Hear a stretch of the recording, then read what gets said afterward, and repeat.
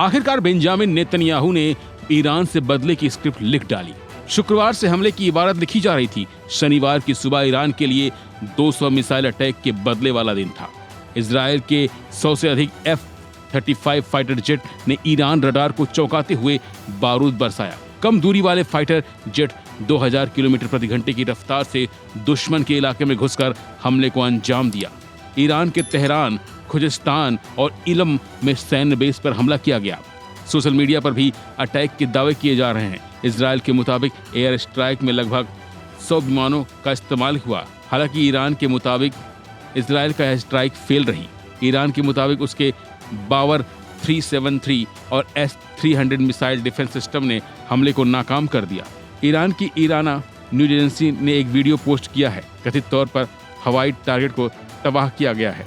Iran के सरकारी television की रिपोर्ट के मुताबिक एयर डिफेंस फोर्स ने तेहरान, खुजिस्तान और इलम में कई ठिकानों को निशाना बनाकर किए गए हमलों की पुष्टि की है। उसने कहा कि हमले में सीमित नुकसान हुआ है। एयर डिफेंस फोर्स ने कहा कि इस्लामिक गणराज्य की ओर से दी गई चेतावनियों के बावजूद जायोनी शासन ने तनाव पैदा करने वाली कार्रवाई में आज सुबह तेहरान, खुजिस्तान और इलम में सैन्य केंद्रों के कुछ हिस्सों पर हमला किया। बयान में आगे कहा गया कि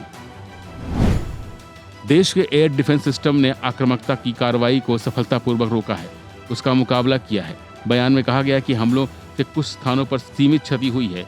इससे पहले ईरान के कई सूत्रों ने कहा था कि तेहरान के आसपास तेज आवाज़ सुनाई दी है।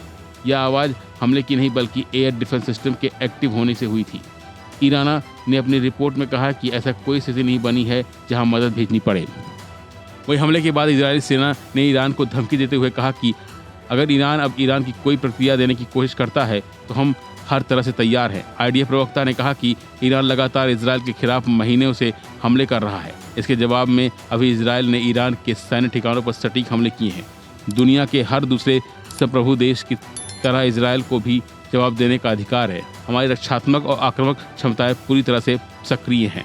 I can now confirm that we have concluded the Israeli response to Iran's attack against Israel.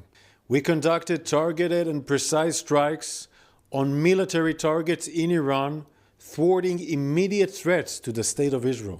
The Israel Defense Forces has fulfilled its mission. If the regime in Iran were to make the mistake of beginning a new round of escalation, we will be obligated to respond. Our message is clear. All those who threaten the state of Israel and seek to drag the region into wider escalation will pay a heavy price. फिलहाल के बस इतना ही। बाकी update में रहिए one India Hindi के साथ।